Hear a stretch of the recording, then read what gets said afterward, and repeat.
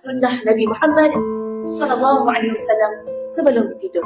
Yang pertama, tidur awal. Dalam sebuah hadis Bukhari, Rasulullah setelah isyak dia tidak akan bercakap kosong. Maksudnya tak akan buat perkara-perkara yang tidak bermanfaat. Akan berusaha untuk tidur awal. Melainkan kalau ada urusan yang penting yang memerlukan diuruskan setelah ba'dal isyak. Kedua, Rasulullah SAW sunnah sebelum tidur ambil wudu.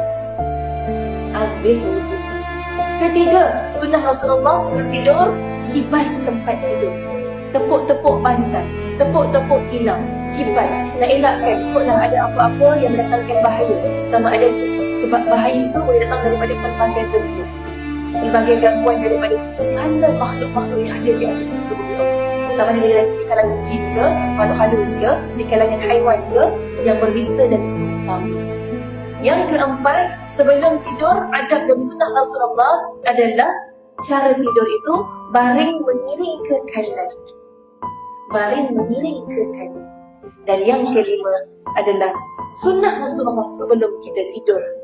Jangan lupa untuk kita mulakan dengan membaca doa.